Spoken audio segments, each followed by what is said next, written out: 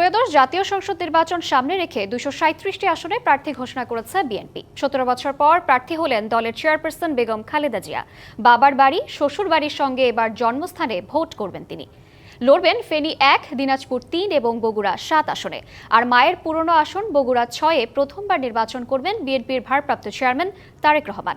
দলের স্পটলাইট থেকে দীর্ঘদিন দূরে থাকা অনেকে আছেন প্রার্থী তালিকায়। প্রবীণদের প্রাধান্য দেওয়ার পাশাপাশি তরুণরাও আছে বিএনপির প্রার্থী তালিকায়।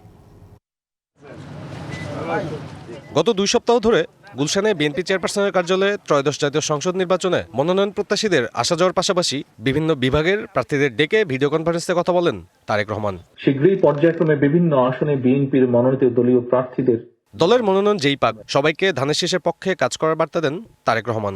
দল যাকেই যে আসনে নমিনেশন দেবে বাংলাদেশ জাতীয়তাবাদী শক্তিতে বিশ্বাসী প্রতিটি মানুষ দয়া করে কাজ করবেন। অনানুষ্ঠানিকভাবে সবুজ সংকেত পাওয়া কিছু প্রার্থীর তথ্য আসলেও এ নিয়ে চলছিল নানা জল্পনা কল্পনা।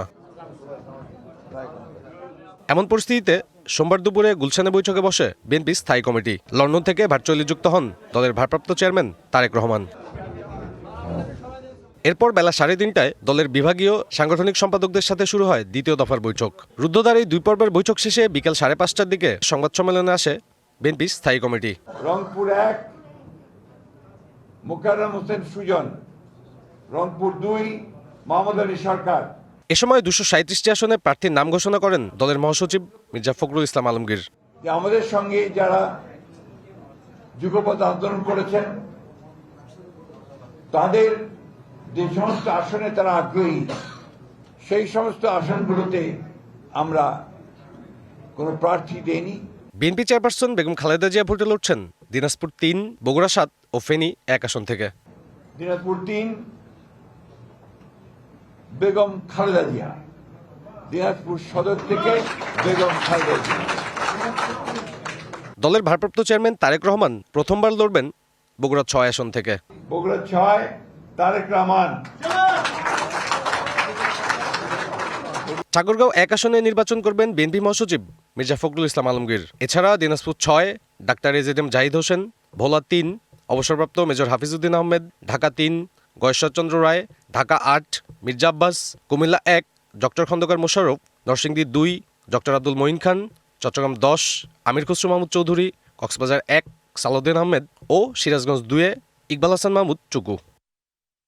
হেভিওয়েট প্রার্থীদের মধ্যে নেত্রকোনা 4 লুৎফুজ্জামান বাবর, ঢাকা 2 আমানুল্লাহ আমান, কিশোরগঞ্জ 4 ফজলুর রহমান, ময়মনসিংহ 1 সৈয়দ ইমরান সালে প্রিন্স, নোয়াখালী 1 মাহবুবউদ্দিন খোকন, নোয়াখালী 3 বরকতুল্লাহ বুলু, লক্ষ্মীপুর 3 শহীদুদ্দিন চৌধুরী আনি, চাঁদপুর 1 এহসানুল হক মিলন, ঢাকা 16 আমিনুল হক ও চট্টগ্রাম 7 হুমাম কাদের চৌধুরী।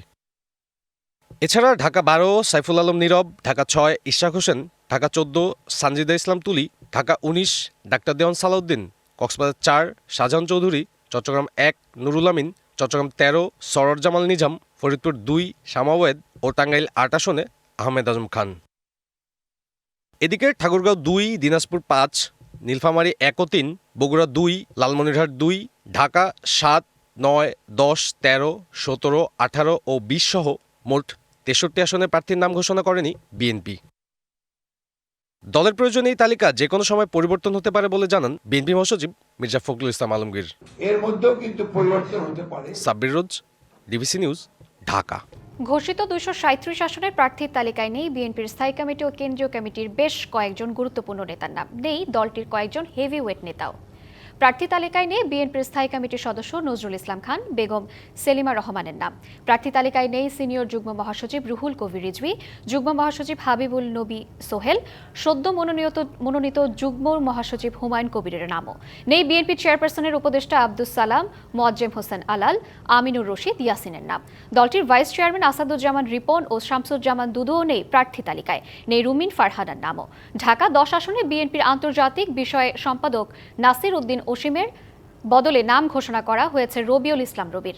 মাগুরার একটি আসন থেকে দলীয় মনোনয়নের জন্য ঢাকা মহানগর দক্ষিণ যুবদলের সদস্য সচিব রবিউল ইসলাম নয়নের কথা শোনা গেলেও বাদ পড়েছেন এই তালিকা থেকে। স্থায়ী কমিটির সদস্য সালাউদ্দিন আহমেদের স্ত্রী হাসিনা আহমেদ, মির্জা আব্বাসের স্ত্রী আফরোজা আব্বাস, ইকবাল হাসান মাহমুদ টুকুর স্ত্রী ও সাবেক সংসদ সদস্য রুমানা মাহমুদও বাদ পড়েছেন এই তালিকা থেকে।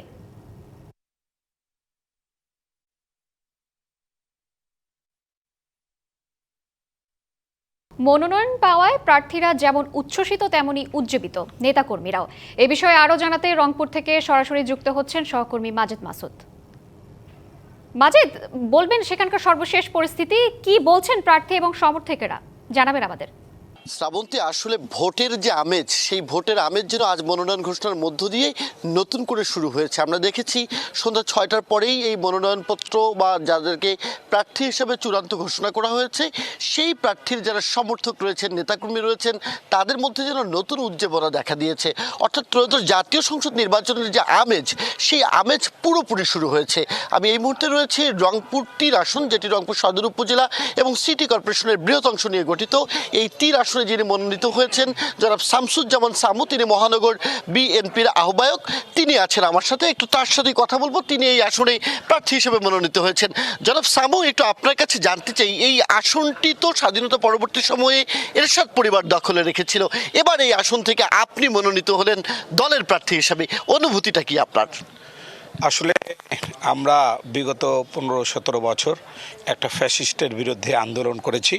বাংলাদেশে একটা গণতান্ত্রিক প্রক্রিয়ায়, সুষ্ঠু প্রক্রিয়ায় একটা নির্বাচন হোক, অবাধ এবং নিরপেক্ষ নির্বাচন।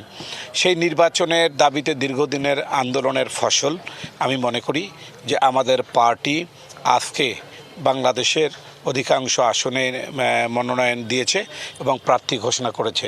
আমি মনে করি এই প্রার্থী ঘোষণার মধ্য দিয়ে আজকে বিএনপির নেতাকর্মীরা অনেক উজ্জীবিত হয়েছে, কারণ দীর্ঘদিন ধরে তারা ভোট করে না, যার জন্য আজকে তারা ভোট করার জন্য প্রস্তুতি নেওয়ার চেষ্টা করছে। আসনটা তো জাতীয় পার্টির আসন হিসেবে পরিচিত, পুনরুদ্ধারে কতটুকু আসলে আপনি আত্মবিশ্বাসী? আমি মনে করি যে 1979 সালে এই আসনটা বিএনপির ছিল এবং দীর্ঘদিন জাতীয় পার্টি এদের রংপুরের মানুষকে প্রতারণার শিকার করেছে। জাতীয় পার্টি মানুষের সাথে প্রতারণা করেছে। আমার বিশ্বাস ওই অবস্থা বর্তমানে নাই। জাতীয় পার্টির সকল কর্মকাণ্ড এই রংপুরের মানুষ ইতিপূর্বে প্রমাণ পেয়েছে যে এই জাতীয় পার্টি শুধু ভাওতাবাজের একটা পার্টি। সরকারের থেকে জনগণের কোনো উন্নয়ন করে নাই, রংপুরের কোনো উন্নয়ন করে নাই। আমার বিশ্বাস যে 1979 সালে যেভাবে ধানের শীষের বিজয়ী হয়েছে, আগামী এই নির্বাচনে, ফেব্রুয়ারির নির্বাচনে এই রংপুরের মানুষ আবার ঘুরে দাঁড়াবে এবং বিএনপিকে ধানের শীষে তারা ভোট দিবে। মনোনয়ন কেন্দ্রিক তো একটি প্রতিযোগিতা থাকে, আপনাকে দল মনোনীত করলো, কোনো রকম বিভক্তি হবে কিনা এবং নেতাকর্মীরা একাট্টা হয়ে কাজ করবে কিনা? আমার বিশ্বাস যে আমি প্রার্থী হয়েছি মানে ত্যাগী নেতাকর্মীদের মূল্যায়ন হয়েছে। আমি দীর্ঘ 46 বছর এই দলের সাথে কাজ করেছি, প্রাথমিক সদস্য থেকে শুরু করে অদ্যাবধি মহানগর বিএনপির কনভেনার। আমার সাথে সকল ত্যাগী নেতাকর্মীদের সম্পর্ক আছে। আমার বিশ্বাস যে আমার মূল্যায়ন হয়েছে, আমি বলবো না, আমার ত্যাগী নেতাকর্মীদের মূল্যায়ন হয়েছে। তাই আমার দলের যত নেতাকর্মী আছে সবাই আমার সাথে কাজ করবে, ঐক্যবদ্ধভাবে কাজ করবে, সব কিছু ভুলে গিয়ে আগামীতে ধানের শীষের প্রার্থীকে বিজয়ী করবে, মানে তারেক রহমানকে বিজয়ী করবে এবং রংপুর জিতবে, রংপুরের সাথে বাংলাদেশ জিতবে, তারেক রহমান জিতবে। আমরা তো কয়েক মাস আগে থেকেই দেখছি আপনারা প্রচারণা চালাচ্ছেন, সেদিক থেকে আজকে মনোনয়ন ঘোষণা করার পর এই প্রচারণার পালে নতুন হাওয়া লাগবে কিনা? অবশ্যই নতুন হাওয়া লাগবে। আজকে আমাদের একটা প্রচারণার কথা ছিল শাপলা চত্বরে, আমরা সেটা স্থগিত করেছি যে আজকে যেহেতু মনোনয়ন ডিক্লেয়ার হয়েছে, আগামীকাল দুপুর 12টার থেকে আমাদের আবার রংপুরের সিটি বাজার এলাকার বিভিন্ন এলাকায় আমরা গণসংযোগ করব এবং নতুন করে আমার যে নেতাকর্মীদের মধ্যে একটু দ্বিধা বিভক্তি থাকেই স্বাভাবিকভাবে মনোনয়ন চূড়ান্ত না হওয়া পর্যন্ত। তা আজকে মনোনয়ন চূড়ান্ত হয়েছে, আমার নেতাকর্মীদের মধ্যে মহানগর বিএনপি এবং আমাদের যে এই আসনের নেতাকর্মীদের মধ্যে আর কোনো বিভক্তি থাকবে না এবং সবাই আজকে উজ্জীবিত হয়েছে এবং আগামীকাল থেকে প্রতিটা নেতাকর্মী আমাদের এই প্রচারণায় যোগ দেবে ইনশাল্লাহ। জনগণের কাছে এবার কি নিয়ে যাচ্ছেন, মূল প্রতিশ্রুতি কি দেবেন? আপনি জানেন যে গত মাসের 7 তারিখে আমি রংপুরের মানুষের উদ্দেশ্যে সমৃদ্ধ রংপুর রূপকল্প, সে জায়গায় যে প্রতিশ্রুতিগুলো দিয়েছেন সেগুলোই নিয়ে যাবেন। অনেক ধন্যবাদ আপনাকে। শ্রাবন্তী, একটু জানিয়ে রাখি, রংপুর বিভাগে 33টি আসন রয়েছে। এই 33টি আসনের মধ্যে 5টি আসন বাদ রেখে 28টি আসনই কিন্তু প্রার্থী চূড়ান্ত করেছে বিএনপি। এতে করে দেখেছি আমরা পুরো বিভাগের মধ্যেই নেতাকর্মী এবং দলের মানুষের মধ্যে যেমন উজ্জীবনা এসেছে, একইভাবে সাধারণ মানুষের মধ্যেও ত্রয়োদশ নির্বাচন ফেব্রুয়ারিতে হচ্ছে কিনা এই নিয়ে যে উদ্বেগ উৎকণ্ঠা ছিল সেটিও কেটে গেছে। তো সবকিছু মিলে নেতাকর্মীরা উজ্জীবিত এবং ভোটের যে আমেজ সেটি শুরু হয়ে গেল। শ্রাবন্তী, মাজেদ, আপনাকে ধন্যবাদ।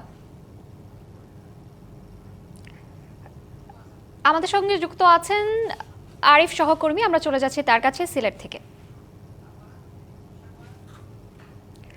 প্রত্যুষ জানাবেন সেখানকার সর্বশেষ কি পরিস্থিতি, প্রার্থীরা কি বলছেন?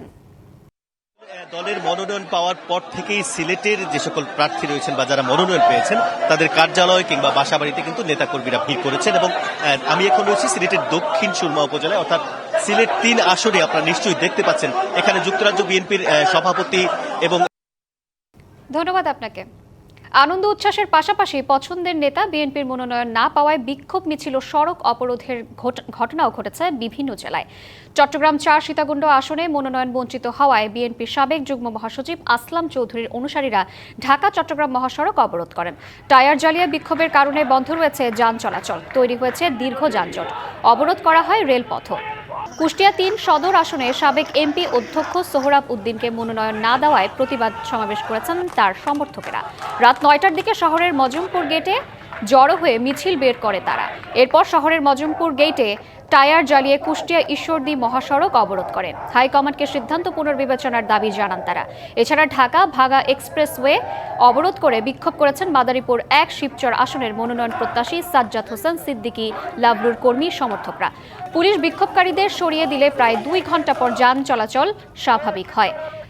কুমিল্লা 6 আসনের চেয়ারপারসনের উপদেষ্টা মনিরুল হক চৌধুরী মনোনয়ন না পাওয়ায় বিক্ষোভ করেছেন সমর্থকেরা। শহরের কান্দিরপাড় এলাকায় আগুন জ্বালিয়ে ক্ষোভ প্রদর্শন করেন তারা। নাটোরের লালপুরে ইয়াসির আরশাদ রাজন সমর্থক ছাত্রদল কর্মী জিল্লুর রহমানের উপর হামলার অভিযোগ উঠেছে মনোনয়ন পাওয়া ফারজানা শারমিন পুতুল সমর্থকদের উপর। এ ঘটনার প্রতিবাদ জানিয়ে নাটোর পাবনা মহাসড়কে টায়ারে আগুন জ্বালিয়ে বিক্ষোভ করা হয়। ত্রয়োদশ জাতীয় সংসদ নির্বাচনে বাড্ডা, ভাটারা, রামপুরা নিয়ে গঠিত ঢাকা 11 আসন থেকে প্রতিদ্বন্দ্বিতা করবেন এনসিপির আহ্বায়ক নাহিদ ইসলাম। এছাড়া ঢাকা 18 আসন থেকে লড়বেন এনসিপির মুখ্য সমন্বয়ক নাসিরউদ্দিন পাটোয়ারি। নরসিংদী 2 আসন থেকে লড়বেন কেন্দ্রীয় যুগ্ম আহ্বায়ক সারওয়ার তুষার। রংপুর 4 থেকে লড়বেন দলটির সদস্য সচিব আক্তার হোসেন এবং পঞ্চগড় 1 আসন থেকে লড়বেন দলটির উত্তরাঞ্চলের মুখ্য সংগঠক সার্জিস আলম। এর আগে রবিবার এক সংবাদ সম্মেলনে সাংবাদিকদের প্রশ্নের জবাবে নাহিদ ইসলাম বলেছিলেন তিনি ঢাকাতেই প্রার্থী হবেন। নির্বাচনকে কেন্দ্র করে দলটি 300 আসনে প্রার্থী দিতে প্রস্তুত আছে। আরও জানিয়েছিলেন ইতিমধ্যে প্রার্থী বাছাই প্রক্রিয়া শেষ হয়েছে।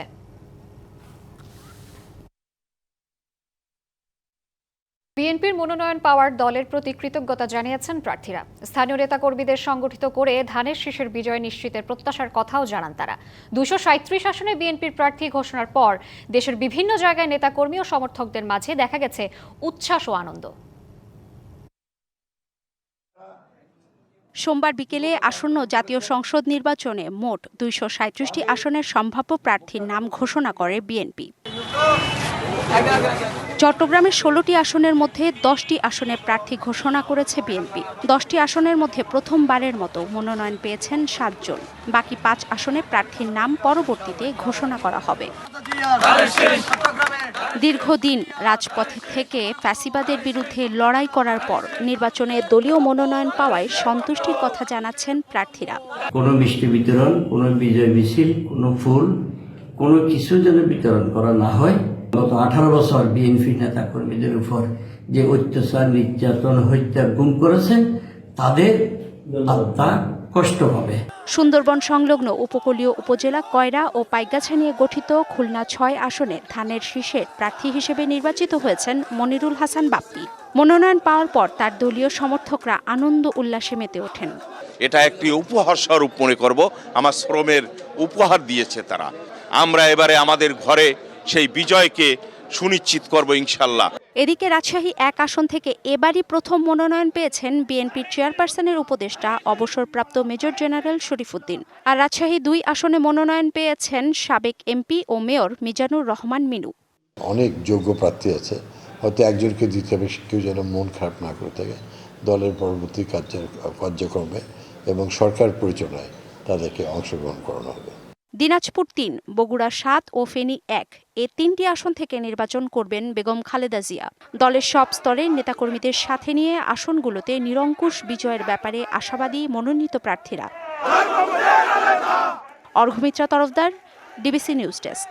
বিএনপির অধিকাংশ আসনে তরুণদের বদলে মনোনয়ন দিয়েছে গডফাদারদের, যা জাতিকে আশাহত করেছে এমন দাবি করেছেন এনসিপির মুখ্য সমন্বয়ক নাসির উদ্দিন পাটোয়ারি। এছাড়া সরকারের একটি পক্ষ সংস্কারকে এড়িয়ে নির্বাচন বানচালের চেষ্টা করছে বলে অভিযোগ জানান জাতীয় নাগরিক পার্টির সদস্য সচিব আক্তার হোসেন। এ সময় সংস্কারের বিষয় নিয়ে সরকার সাপ লুডু খেলছে বলেও মন্তব্য করেন তিনি। সন্ধ্যায় সমসাময়িক রাজনৈতিক প্রসঙ্গে রাজধানীর বাংলা মোটরে দলের কেন্দ্রীয় কার্যালয়ে আয়োজিত সংবাদ সম্মেলনে এসব কথা বলেন তারা। সংস্কার কোনোভাবে ভণ্ডুল হয়, নির্বাচন বানচাল হয়ে পড়ে, সেই ধরনের কোনো পদক্ষেপের সঙ্গে বাংলাদেশের মানুষ একাত্ম হবে না। 24-এর আকাঙ্ক্ষার বাইরে যাওয়ার জন্য কোনো পরিস্থিতি তৈরি না হয়, সে ব্যাপারে আমাদের সকলকে আমাদের সতর্ক থাকতে হবে এবং সরকারকে সঠিক পদক্ষেপ গ্রহণ করতে হবে। আমরা মনে করেছিলাম ভালো ভালো কিছু প্রার্থী পাবো, এটা আমাদের হতাশ করেছে তাদের প্রার্থী তালিকা। অধিকাংশ জায়গায় এসেছে গডফাদার যারা রয়েছে তারা। এজন্য ছাত্রদল, যুব দলের যারা তরুণ নেতৃত্ব নতুন রাজনীতি করতে চেয়েছেন সেখান থেকে খারিজ হয়েছেন। আমরা আমাদের নমিনেশন যে সাবমিশন সেখানে আপনাদেরকে আমরা স্বাগত জানাই। জুলাই সনদ বাস্তবায়ন ও গণভোট নিয়ে সংলাপ চায় জামায়াত সহ ধর্মভিত্তিক 8টি রাজনৈতিক দল। আর এতে ডক্টর মোহাম্মদ ইউনূসকে রেফারির ভূমিকায় দেখতে চায় তারা। জামায়াতের নায়েবে আমির ডক্টর তাহের বলেন, বিএনপি আসলে কি চায় তা স্পষ্ট নয়। জুলাই সনদ বাস্তবায়নে আদেশ জারি, পৃথক দিনে গণভোট ও সংসদ নির্বাচন এবং সংশোধিত আরপিও বহালের দাবিতে নতুন কর্মসূচি ঘোষণা করেছে জামায়াত সহ 8টি ইসলামী দল। 6 নভেম্বর রাজধানীতে গণমিছিল ও প্রধান উপদেষ্টাকে স্মারকলিপি দেয়া হবে। তারপরও দাবি না মানা হলে 11 নভেম্বর সমাবেশের ডাক দেওয়া হয়েছে। একটা আলোচনার আহ্বান করেছিলাম দলগুলোর ভিতরে। আজকে উপদেষ্টা পরিষদ সেরকম একটি আহ্বানে সকল দলের কাছে জানিয়েছে। আমরা এখন দেখতে চাই মেইন স্টেক হোল্ডার মৌলিকভাবে যে সমস্ত দল আছেন তারা এই আহ্বানকে কীভাবে সাড়া দেয়। তো তারাও যদি একইভাবে আমাদের মতো সাড়া দেয় তাহলে আমরা সকলেই বসতে কোনো আপত্তি নেই, এবং বসলেই আমি আশা করি যে একটা রাস্তা বেরিয়ে আসবে ইনশাল্লাহ। ফেব্রুয়ারিতে ত্রয়োদশ জাতীয় সংসদ নির্বাচন। সারা দেশ প্রস্তুত হচ্ছে একটি অবাধ, সুষ্ঠু, গ্রহণযোগ্য নির্বাচনের জন্য। কি ভাবছেন সাধারণ মানুষ থেকে শুরু করে আগামীর জনপ্রতিনিধিরা, সে কথা জানাতে ডিবিসি নিউজের ইলেকশন এক্সপ্রেস ছুটে যাচ্ছে সব সংসদীয় আসনে। সোমবার সারাদিন ছিল সংসদীয় আসন 93, নড়াইল 1 এবং সংসদীয় আসন 94, নড়াইল 2-এ। নড়াইল হচ্ছে একটি গরিব এলাকা। নড়াইল, লোহাগাড়া 2টা পৌরসভা আছে। এখানে পানি নিষ্কাশনের খুবই অবস্থা খারাপ। এখানে রাস্তাঘাটের জরাজীর্ণ অবস্থা রয়েছে। লোহাগাড়া এবং নড়াইলপুর আমাদের সংসদীয় এলাকা নড়াইল 2-এর। আমার বিশ্বাস আমি যদি নড়াইল 2 সংসদীয় এলাকায় এমপি নির্বাচিত হয়ে থাকি, নড়াইল একটি পূর্ণাঙ্গ 250 বেডের হাসপাতাল, একটি মেডিকেল কলেজ, একটি টেকনিক্যাল কলেজ তো আছেই, পাশাপাশি একটা বিশ্ববিদ্যালয়, পূর্ণাঙ্গ বিশ্ববিদ্যালয় করতে চাই। আমি একটা কৃষি বিশ্ববিদ্যালয় করতে চাই। দুর্দিনে এই যে আমাদের যে সমস্ত মামলা হয়েছে, মিথ্যা মামলা, আমাদের একাধিক নেতা তারা কি করেছিল, তাদের বিরুদ্ধে হামলা হয়েছে, মামলা হয়েছে, জেলখানায় ছিল, মামলার শিকার হয়েছিল, তারা গ্রাম ছাড়া ছিল, দেশ ছাড়া ছিল, তাদের বাড়িতে সাহায্য করেছি। আমরা প্রত্যেকটা মানুষের পাশে দাঁড়িয়ে আছি এবং মামলা যারা জেলখানায় ছিল তাদের বাড়িতে গিয়ে আমরা টাকা পয়সা দিয়ে, অর্থ দিয়ে সহযোগিতা করেছি। যার কারণেই মানুষ চায় যে আগামী দিনে যে আসন্ন নির্বাচনে আমাদের মনোনয়ন হোক, এটাই মানুষ চায়। আমাকে নড়াইল 2 আসনে যদি মনোনয়ন দেয় এবং আমি যদি ধানের শীষ প্রতীকে ইলেকশন করতে পারি, ইনশাল্লাহ এমপি হলে আমি এলাকার গ্রাম ও জনপথে যে রাস্তাঘাট সেটা উন্নয়ন করব। আপনি জানেন যে আমাকে নড়াইলে কোনো বিশ্ববিদ্যালয় নাই, বিশ্ববিদ্যালয়ের ব্যবস্থা করব, কৃষি বিশ্ববিদ্যালয়ের ব্যবস্থা করব, মেডিকেল কলেজ যা আছে সেটা খুব অনুন্নত, সেটা উন্নত মানের চিকিৎসা হয় না, উন্নত মানের চিকিৎসার ব্যবস্থা করব। নড়াইল সদর উপজেলার পরিষদের ভাইস চেয়ারম্যান ছিলাম 14 সালে। সেই কারণে আমার জনগণের সাথে মোটামুটি আমি যতটুকু মিশেছি, জনগণ আমাকে চিনে। সেই জায়গা থেকে করোনাকালীনও আমি সাহায্য সহযোগিতা বিভিন্ন জায়গায় গিয়েছি।